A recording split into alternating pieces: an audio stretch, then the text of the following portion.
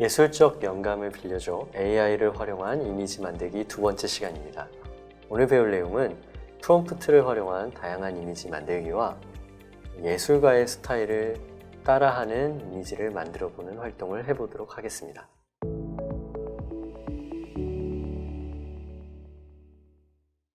오늘 여러분과 주로 활용해볼 플랫폼은 빙 이미지 크리에이터입니다. 지난 시간에 여러분들 이미지 크리에이터를 활용하는 방법들을 대략 배우셨을 텐데요. 오늘은 프롬프트를 통해서 이미지를 어떻게 하면 잘 만들 수 있을지에 대해서 좀 더 구체적으로 알아보는 시간이 될 거예요. 여러분, 이런 이미지를 만들 때 여러분들이 좀 유념하셔야 될 건 무엇이냐면, 여러분이 프롬프트를 얼마나 차곡차곡 쌓느냐에 따라서 나오는 이미지의 수준이 달라질 수 있다는 것입니다. 그래서 여러분들이 이미지나 이런 미술 시간에 많이 배운 용어들이 있을 거예요, 여러분들이. 그 용어들을 프롬프트에 적극적으로 활용하시면 좋을 것 같습니다. 그런 예들을 보여드리도록 해볼게요. 먼저 프롬프트에다가 사모예드라고 하는 개가 있어요. 사모예드. 이런 걸 입력했을 때 좌측처럼 그림이 나옵니다. 이해되시죠? 그런데 우리가 이제 처음 이미지를 배운 친구들은 이렇게 그냥 단어 하나만 입력하는 경우도 많고 간단하게 입력하는 경우가 많아요. 그런데 이제 여러분, 이렇게 하면 재미가 없잖아요? 우리가 어떻게 하면 재미를 줄 수 있을까? 이런 방법들이 있습니다. 여러분, 미술 시간에 아마 다 들어보셨을 거예요. 유화 작품이다, 수채화 작품이다. 들어보신 적 있으시죠? 유화는 뭔가요, 여러분? 영어로는 오일 페인트라고 하죠, 오일 페인트. 유화 물감을 사용한 거고요. 수채화는 여러분 수채 물감을 쓴 거죠. 여러분 아시다시피 수채화는 여러분들이 초등학교 때부터 굉장히 많이 해봤을 거예요. 수채화는 어떤 겁니까? 물을 섞어서 그런 이제 깨끗한 느낌을 주는 그림이 이제 수채화인 거고, 유화는 물은 많이 안 쓰죠. 물은 거의 안 쓰고, 유화 물감 특유의 이런 두터운 느낌을 표현하면서 계속 발라가면서 칠하는 거잖아요. 그런 것들을 키워드로 넣었을 때 지금 보시는 것처럼 똑같은 사모예드라도 전혀 다른 느낌으로 출력이 될 수 있다는 것입니다. 한번 테스트를 해볼게요, 여러분. 네, 구글 창에서 빙 이미지 크리에이터를 검색하시면 됩니다.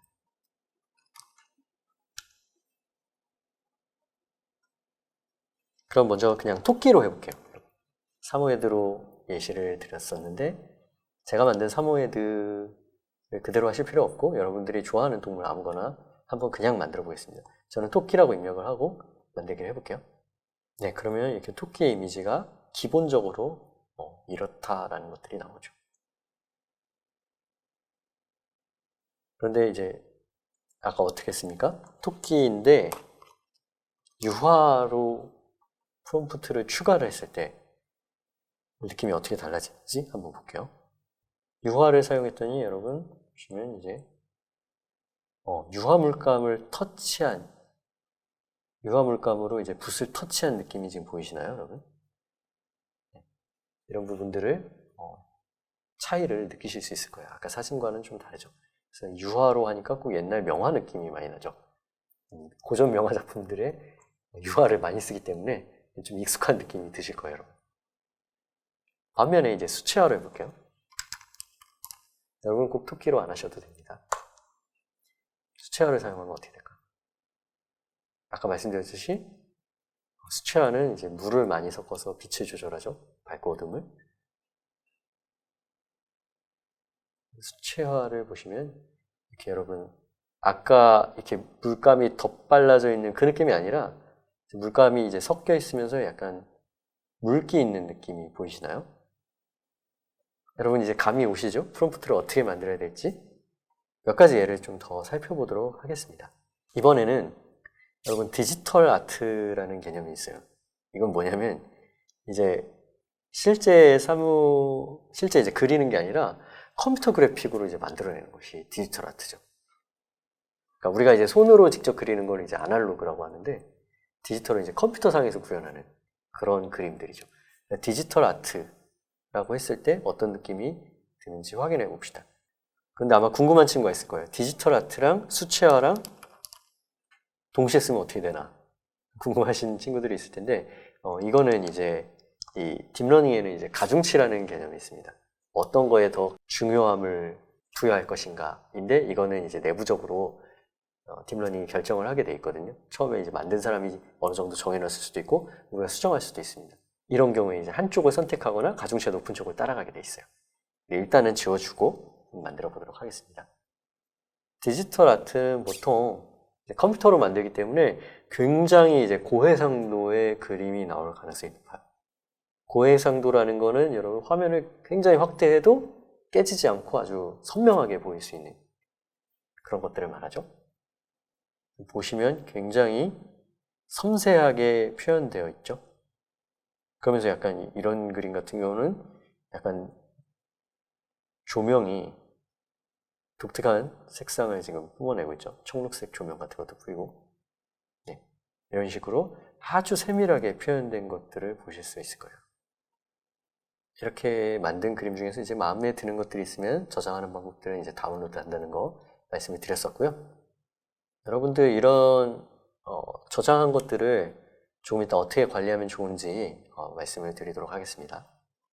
지금은 일단 여러분이 마음에 드는 것들을 다운로드 받는 걸 해주세요. 이따가 이것들을 이제 갤러리로 정리하는 것들을 말씀을 드릴게요. 그러면 이런 것들만 될까요? 당연히 아니죠. 여러분 미술 시간에 배운 것들을 적극적으로 활용해 보세요.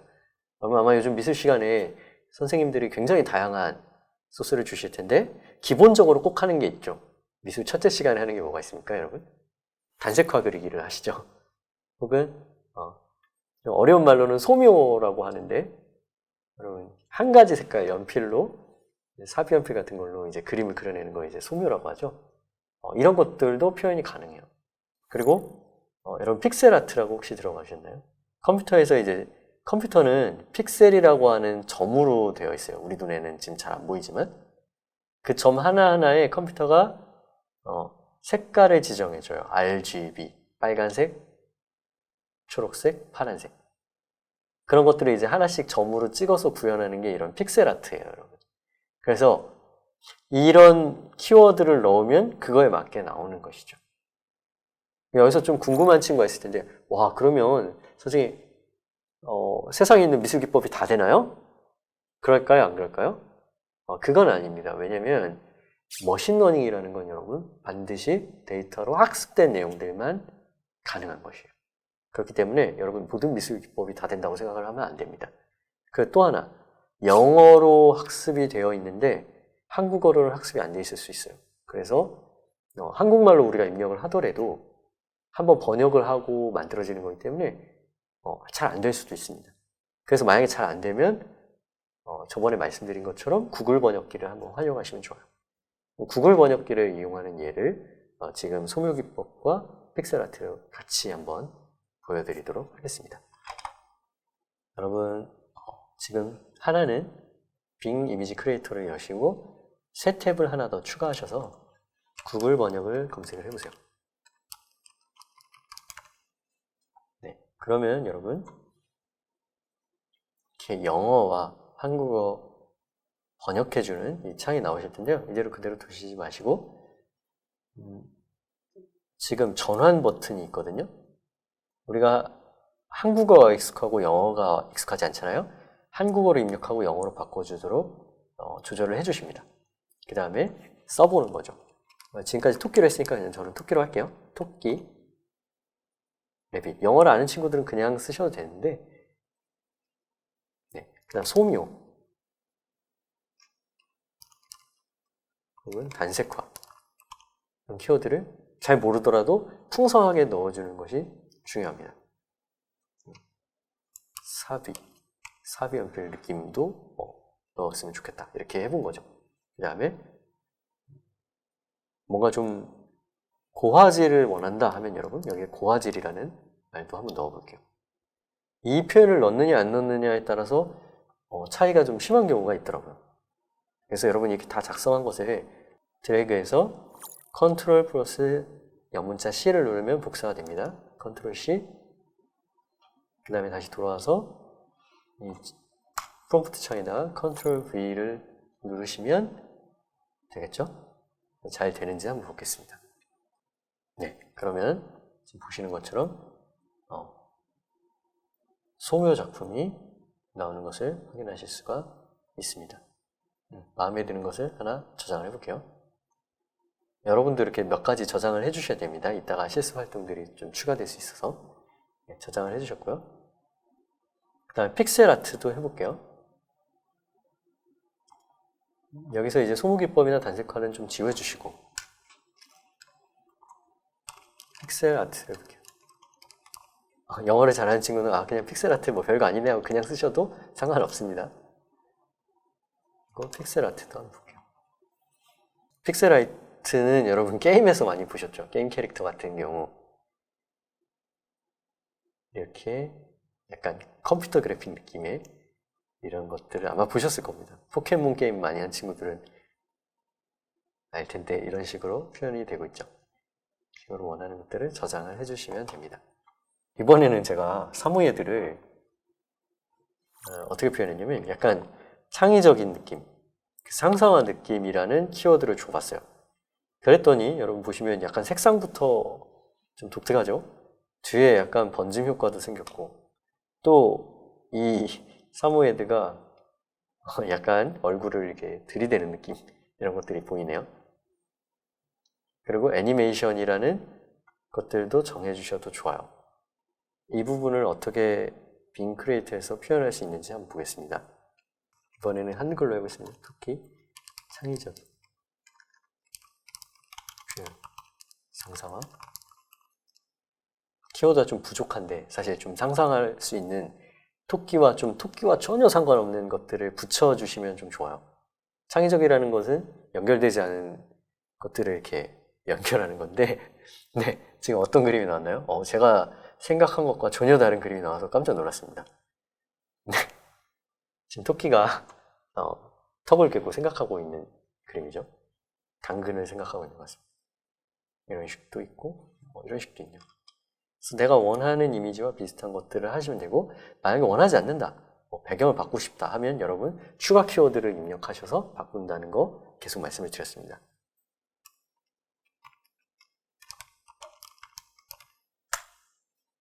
네, 이렇게 하면 약간 만화에서 볼 수 있는 캐릭터 형태로 바뀌었죠. 이런 식으로 해주시면 될 것 같아요. 자, 그 다음 여러분 시간을 잠깐 드릴 테니까 지금까지 선생님이 말한 키워드를 좀 조합하셔서 여러분들이 여러분만의 작품을 만들면 좋겠어요. 기왕 여러분이 인공지능을 활용하시잖아요. 그렇기 때문에 평범하게 만들 수 있는 이미지보다는 여러분들이 좀 일반에서 볼 수 없는 아주 독특한 내용들을 가지고 이미지를 창작해 보시면 좋을 것 같아요. 저는 노을진 들판과 사무예드 거기에다 이제 자전거를 탄다는 키워드를 부착을 했습니다. 그랬더니 이렇게 자전거를 타고 있는 사무예드가 나왔는데 여러분은 훨씬 더 재미있는 것을 많이 뽑아낼 수 있을 거라고 생각을 해요. 그런데 여러분 여기서 또 하나 말씀을 드릴 건 뭐냐면 여러분 지금 사무예드가 자전거를 타잖아요. 그런데 인공지능이 지난 차시를 들은 친구들은 알겠지만 손가락이나 이런 표현들을 잘 못하는 경우가 있어요. 그래서 자전거 태우기를 하시면 자전거랑 다리가 뭐 붙는다든지 이런 약간 기묘한 그림들이 나올 때가 있습니다. 그래서 여러분 인공지능 그림으로 좀 재밌는 것들은 보통 아주 여러 번 시도해서 뽑아내는 경우가 많습니다. 그리고 여러분 이미지 크리에이터 말고 좀 더 좋은 툴 같은 경우에는 이제 그리지 말아야 할 것 조건을 줄 수 있는 툴들도 있어요.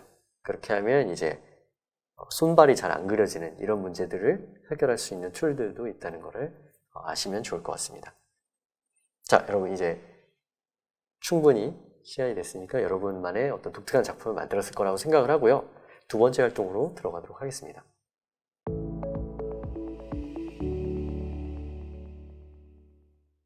두 번째 활동은 이런 겁니다. 여러분, 여러분이 미술 시간에 배운 유명한 명화 작가들이 있을 겁니다. 영화를 남긴. 그런 작가들의 스타일을 참조해서 여러분이 창작품으로 재탄생해보는 활동을 하겠습니다. 선생님이 좋아하는 작가 중에 하나 르네 마그리트라는 사람이 있거든요. 르네 마그리트는 굉장히 창의적이고 초현실적인 작품들을 많이 만드신 분이에요. 벨기에 사람이고요. 여러분 보시면 특히 이분은 이제 왼쪽에 그림을 보시면 알겠지만 새의 이미지나 물고기의 이미지를 굉장히 많이 쓰셨어요. 또 중년 남성, 중절모 쓰신 이분들 이런 그림들을 많이 그렸고요. 이제 현실에서는 일어날 수 없는 굉장히 재미있는 그림들을 많이 보여줬습니다. 예를 들면 거울을 봤는데 나의 뒷모습이 비친다든지 이런 아주 초현실적인 그림들을 많이 그려서 인기가 많았던 작가입니다. 자, 이런 마그리트풍을 빙 이미지 크리에이터로 재현할 수 있을까요? 네, 가능하기 때문에 제가 이렇게 올렸겠죠.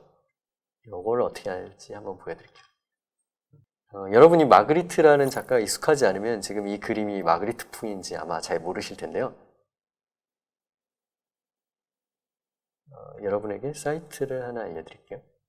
구글에서 새 탭을 열고 여러분 구글 아트 앤 컬처에 들어가 주시기 바랍니다. 그러면 구글 아트 앤 컬처라고 하는 사이트가 있는데요. 여기에 들어가시면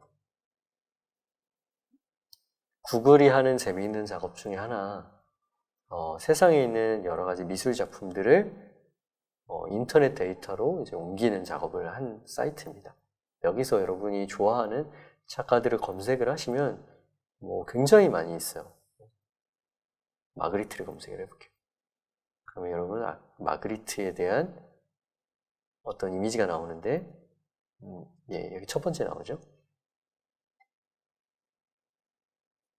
마그리트가 그린 어떤 작품들을 여러분이 이렇게 보실 수가 있어요. 이런 작품들도 우리가 집에서 박물관을 가지 않아도 이렇게 관람하실 수 있는 거죠. 그래서 여러분들이 이런 궁금한 작가가 생기시면 구글 아트 앤 컬처에서 검색을 한번 해보시고 그 다음에 여러분 지금 하려고 하는 예술가 따라잡기 프로젝트도 여러분 선생님이 추천해주는 작가만 하는 게 아니라 이 구글 아트 앤 컬처에 나오는 여러 유명 작가들의 그림들을 한번 활용해 보시면 좋을 것 같아요. 지금 여러분 이 그림도 그림 속의 그림 굉장히 이제 창의적인 생각이죠. 이런 그림을 그렸던 작가입니다. 자, 그러면 마그리트 그림을 어떻게 구별할 수 있을지 구글 번역에다가 일단 이렇게 써보겠습니다. 한국어로 르네 마그리트 쓰고요. 왜냐면 마그리트를 잘 한국말로 했을 때 못 알아들을 가능성이 있기 때문에 제가 영어로 하는 거예요. 그 다음에 중절모를 많이 사용했죠. 그 다음에 토끼로 하겠습니다. 토끼. 비둘기를 굉장히 많이 썼고 들판도 많이 그린 적이 있으십니다. 이런 키워드를 가지고 한번 만들어 볼게요. 그래서 복사한 다음에 정말 예술가의 화풍 느낌을 낼 수 있는지 한번 볼게요. 여러분 아마 르네 마그리트에 관심 있는 친구들은 이게 굉장히 재밌고 약간 어떤 느낌이 있다 정도의 감동을 아마 받으실 텐데 그렇다고 해서 르네 마그리트가 그린 그런 엄청난 그림들의 그 수준에 미치지는 당연히 않습니다만 우리가 이렇게 쉽게 내가 가진 소재랑 결합해서 위인들의 작품을 만들어 볼 수 있다는 게 상당히 재미가 있는 것 같아요. 그래서 저는 지금 보니까 이 작품이 굉장히 마음에 들어요. 실제 마그리트가 그린 그림 중에 이제 얼굴이 없고 중절모가 떠다니는 이런 느낌의 그림들도 있거든요. 그래서 이렇게 저장을 해볼게요. 여러분이 이제 이런 것들을 배웠기 때문에 좀 더 상상의 나래를 펼치실 수도 있어요. 예를 들어서 마그리트는 당연히 그 시절에 우주에 대해 몰랐기 때문에 우주를 표현할 수 없었겠지만 만약 마그리트가 우주를 표현했으면 어떻게 했을까? 이런 것들을 상상해 볼 수 있는 거죠. 또 다른 작가를 해보겠습니다. 여러분. 말씀드리지만 여러분이 좋아하는 작가를 하시는 게 제일 좋아요. 제가 만든, 지금 여기 있는 그림들은 다 제가 만든 그림들이고요. 인공지능을 통해서. 보시면 굉장히 특이한 작품들을 만들 수 있다는 것을 알 수 있을 거예요. 그 다음 두 번째는 여러분, 알폰스 무하라는 작가입니다. 알폰스 무하도 제가 굉장히 좋아하는 작가인데요. 지금 그림 스타일을 보시면 요즘 사람 아니야 라고 생각하실 수도 있는데 1860년대생, 60년에 태어난 사람이고요. 체코의 화가입니다. 굉장히 세밀한데 여러분 이 그림체가 좀 익숙하죠? 왠지 만화에서 많이 본 듯한 그런 그림이죠? 알폰스 무하의 영향을 많이 일러스트레이터들이 받은 경우가 많아요. 그래서 이분의 작품을 많이 모티브를 삼아서 작품 활동을 하시는 분들도 요즘도 있습니다. 그런데 과연 빙 이미지 크리에이터로 이렇게 정교한 작품을 따라할 수 있을까요? 네, 제가 사실 이걸 해볼 때 큰 기대를 안 하고 했었습니다. 왜냐면 무하의 작품은 정말 정교하거든요. 그래서 못할 줄 알았는데 결론적으로 말씀해드리면 약간 따라할 느낌을 받을 수가 있어요. 제가 만든 거를 한번 보여드릴게요. 보시면 알폰스 무하 왼쪽 거는 사실 알폰스 무하의 작품하고는 상당히 거리가 멀지만 그래도 약간의 느낌이 있더라고요. 근데 오른쪽 거는 상당히 그 알폰스 무하에 나오는 작품의 여성의 얼굴과 좀 닮았어요. 그래서 약간 느낌 비슷합니다. 그래서 이 정도까지는 빙 이미지 크리에이터도 가능하다라는 것이죠. 한번 따라해 볼게요. 저는 어떻게 했냐면 알폰스 무하 스타일, 그 다음에 알폰스 무하가 주로 쓰는 게 이제 원형 테두리를 그리고 여기다 이제 꽃 문양의 화원을 이렇게 다는 스타일을 많이 썼어요. 그래서 그거를 했습니다. 원형 꽃 문양이라고 표현했는데 이거보다 좀 더 좋은 표현이 있을 것 같긴 하지만 아마 영어로는 헤일로라고 표현하면 조금 더 잘 될 거라고 생각이 듭니다. 한번 만들어 볼게요. 구글 번역에 가셔서 알폰스 무하 스타일로 할게요. 알폰스 무하 스타일이고 여성으로 하고요. 그 다음에 원형 꽃 무늬고 헤일로라고 해볼게요. 이 정도로 해서 한번 만들어 보겠습니다. 여러분 근데 가끔 이상한 이미지가 튀어나올 수 있습니다. 얘네는 사람이 아니고 인공지능이기 때문에 그런 점도 좀 감안하고 해보시면 좋을 것 같아요. 네, 그렇게 했더니 여러분 이런 식의 이미지가 나왔죠. 네, 완전 똑같진 않지만 그래도 무하의 작품을 좀 보신 분들은 약간 얘가 흉내내려고 했구나 라는 느낌을 아마 받으실 수 있을 거예요. 네, 이런 식으로 다운로드해서 확인을 하실 수가 있습니다. 이건 좀 상당히 독특하네요. 네. 실제로 무하가 이제 여신을 많이 그리기도 했거든요. 그래서 이런 작품들도 약간 유사하게 표현한 것을 볼 수 있습니다. 여러분들이 좋아하는 작가를 이용해서 그 작가의 스타일과 그리고 또 내가 주는 키워드를 활용해서 재미있는 작품을 만들고 창의적 영감에 날개를 더했으면 좋겠습니다. 감사합니다.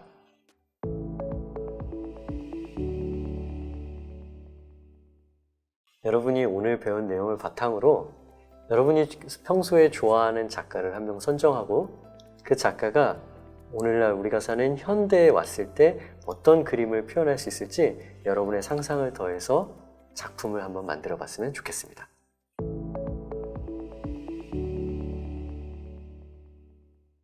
예술적 영감을 빌려줘 AI를 활용한 이미지 만들기 두 번째 시간을 마쳤습니다. 이미지 생성에 활용하는 다양한 프롬프트들을 알아봤는데요. 유화 스타일 혹은 수채화 스타일 등 다양한 그림 방식을 프롬프트로 넣었을 때 그에 맞는 그림을 만들어준다는 것을 확인했습니다. 그리고 이미지 생성 AI를 활용하는 여러 가지 아이디어들을 살펴보았는데요. 여러분이 좋아하는 예술가를 구글 아트 앤 컬처 등으로 확인해 보실 수 있고 거기에 맞는 주제나 소품을 바꾸어서 나만의 창의적인 스타일을 모방한 작품들을 만들어 볼 수 있다는 것을 배워보았습니다.